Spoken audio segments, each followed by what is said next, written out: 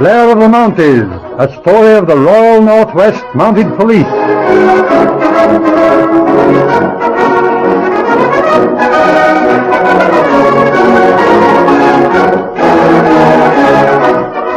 We present the 6th episode in Blair of the Mounties. Imagine a bitter cold winter night in the Northwest Territories. A clear, star-spangled sky and the spruce trees cracking like gunshots in the heavy frost. Inside the Hudson Bay store at Fort McAllister, Sergeant Blair and Angus McGregor are busy over a game of chess, while Constable Marshall sits reading by the stove.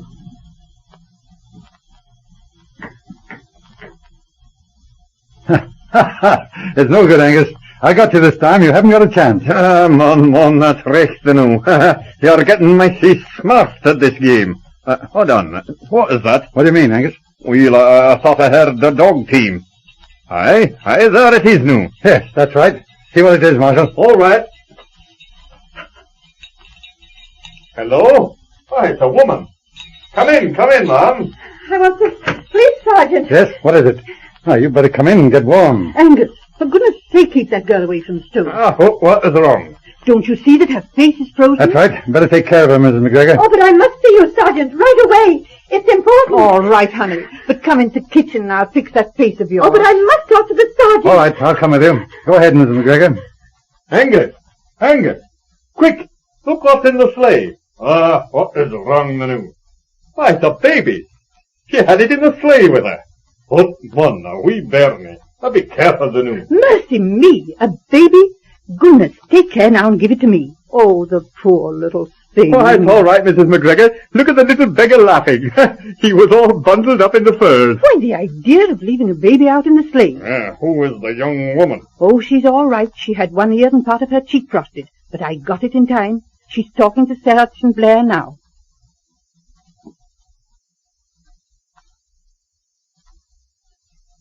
All right, Mrs. Sheldon. Now, let me get these facts down. First, your husband's name. George Henry Sheldon. He's a fur buyer at Pigeon Creek. Oh, yes, I've heard of him. Came up here last spring, I believe. Yes, we're from New York. We had a lot of valuable fur at the cabin waiting for a rise in prices. I see. They cleaned it out, you say? Yes, all but a few muscat and beaver pelts. Right. Now, can you give me the story, just as it happened? I'll try, Sergeant. See who that is, George. I've got to tend to the baby. Mr. Sheldon? Yes. Well, we got a couple of good fox pelts here. Like to have you take a look at 'em. Well, I don't know. Got about all I can handle. Well, these is mighty good. Yeah, fetch 'em in, Joe. Okay, Bill. Why? Here you are. This isn't fox here. Here, what the... Grab his feet, Joe. That's it. Don't pull that gag. Toe tight, Bill. That's okay. Look out, here's the woman. Get hold of her, Joe. Hurry up. Quick. That's got him. Now, lay her on that couch. Know where that fur is, Bill? Sure. I kept this layout proper. Come on, it's in the bedroom under the floor.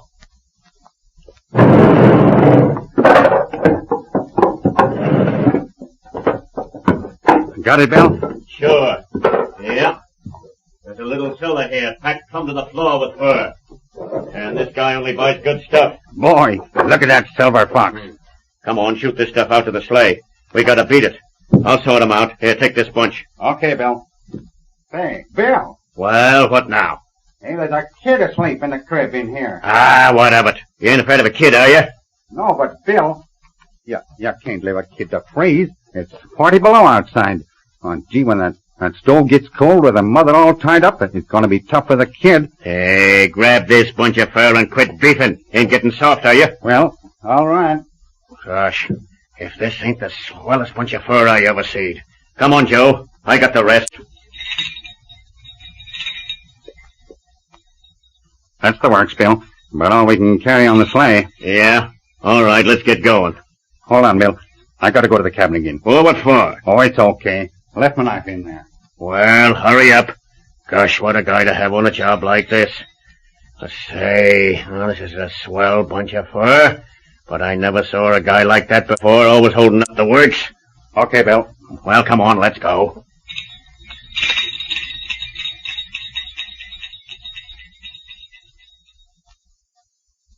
That's the whole story, Sergeant. I suppose you guessed what this man Joe came back for. Yes, did he cut you loose? No, he loosened the ropes on my hands. Took me a few minutes to get loose. I see. Soft-hearted criminal, eh? Yes, and if you get those men, Sergeant, don't forget that if it hadn't been for this man Joe, Baby might have died in that cold house before anyone found us. All right, I remember. How about your husband? Was he hurt? No, but he seemed dazed, so I took Baby, got the dogs, and came right up here. All right, we'll pick him up when we get to Pigeon Creek. You stay here and don't worry. Mrs. McGregor will look after you. All ready, Marshal? All set, Sergeant. Let's go then.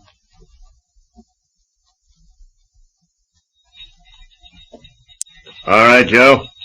Turn in here and pull around to the barn and stay out of sight. What's the idea, Bill? This is Maggie Smith. She'll probably take some of this fur. Okay, Bill. Hello? Well, for God's sakes. Bill Flint, what do you want? Let me in, Maggie. I want to talk to you. Nothing doing. What? Say, listen here. I got a bunch of good fox fur. I ain't interested. You ain't? Why, look at here. I don't want none of that Sheldon fur. Where do you get that stuff? This ain't... Say, who told you? Oh, the whole country knows about that job you pulled, and the cops is out. The cops? Why... Say, you sure? Better get going, Bill. You can't stay here. What, say, they couldn't have got onto me so soon unless... Say, I got it. Let me talk to that partner of mine. Hey, Joe, you in there? Sure. What's doing, Bill? Plenty. The cops is after us. The cops? Yeah? Gosh, that's tough, Bill. Tough, is it? Oh, yeah? Suppose you don't know nothing about it, eh? Why, no, Bill. Oh, yes, you do. Went in and cut that woman loose, didn't you? No, Bill. I just loosened up the ropes. I couldn't let that kid to freeze. Oh, you couldn't, eh? Why, isn't soft-hearted, eh? Why, you low-down, white-livered, double-crossing... Bill! Yeah! Done! Bill! Done!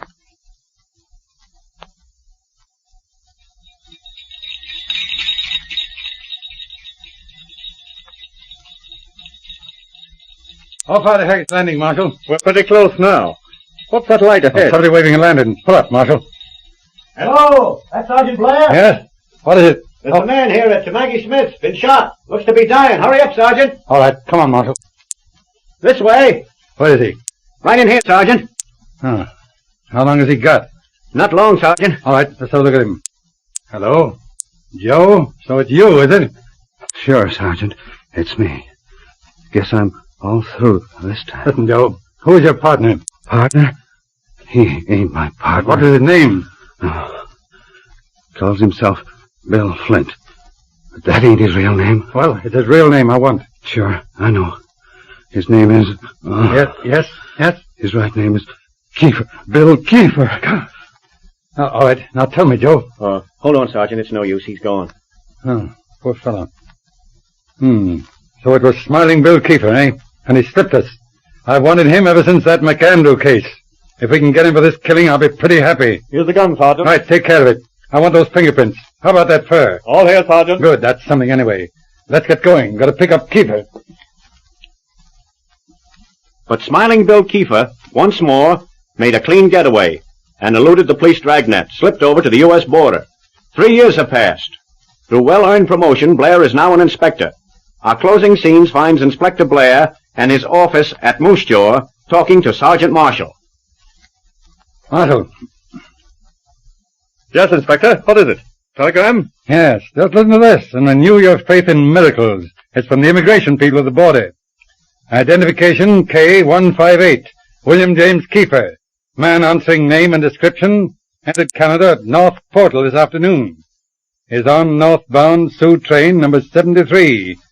Destination Moose Jaw. Well, by all that's wonderful. Seems too good to be true, doesn't it? Well, it looks like a cinch. All we've got to do is to pick him I up. don't know, Marsh. Not quite that easy. But we have him cold on that Joe Smith killing. We have a dying man's statement. Just a word of mouth. That's not enough, Marsh. But the fingerprints on that gun. Yes, that helps. But remember, at the time of that crime, Kiefer went under the name of Bill Flint. We've got to prove that Flint and Kiefer are the same man. And those fingerprints on the gun were not so good. I see. If we get him, when'll he come up for trial? He'll be tried at the assizes next month before His Honor Judge McDonald. Oh, that's all right. Old Sandy will hang him sure. Yeah, well, if that identity is straightened out, but if it isn't, a good defense lawyer will knock us cockeyed. Think so? Then what can we do? Hold on. Bill Flint served 6 months for burglary in Prince Albert. We have the card with good fingerprints on it, in the files. How does that come in? Why, it's obvious. We can prove Bill Flint killed Joe Smith at Hackett's Landing. We've got Flint's fingerprint record. Now we've got to get Kiefer's and prove that he's Bill Flint. You mean get Kiefer's fingerprints? Yes, exactly. How will you do it with this new law? I'll get those fingerprints if I have to beat Kiefer over the head. Ah, why, Inspector? I know. It's rank heresy, of course, and I don't expect to go that far. But this man has slipped us 3 times. We've got to put a red card on him this time, Marshal. Well, what's the plan? Let's see. That train is due at Pasqua, 7:15. Gives us an hour and a half. He might slip us at Pasqua. It's a junction. You'll have to get to Pasqua and make sure of him. I see. But there's no train to Pasqua till number 6. That's too late. In just a minute. I'll find out. Hello, Central. Inspector Blair speaking. Get me CPR. Dispatch's office. Hurry up. Police call. Right. Hello? CPR? I want Chief Dispatcher. Yes. Hello, Ernie? Blair speaking. You got anything going to Pasqua in the next hour? What? A fast freight. I see. That'll do. I want to send a man up. Sergeant Marshall. Be down in half an hour. Hold it for us, will you? Thanks. There you are, Marshal. Change of the plane clothes. The train leaves in 35 minutes. What charge will I use? No charge at all. Leave him alone till he gets in here. I'll be upstairs in the depot, room 18. Tell him I want to see him, but get him up somehow. All right. Better shove along. Very good, sir.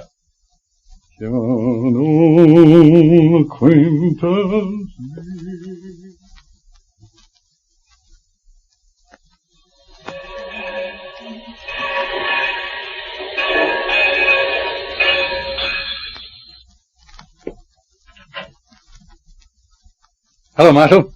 Keep us here, sir. Bring him in.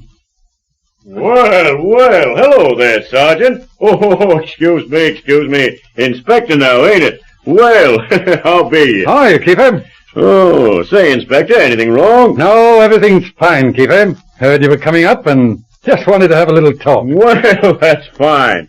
Thought you might be a little sore about that McAndrews case. Well, you can't hang that on me now. That's right, Keeper. That's all washed up and outlawed. Sure, that's what I thought.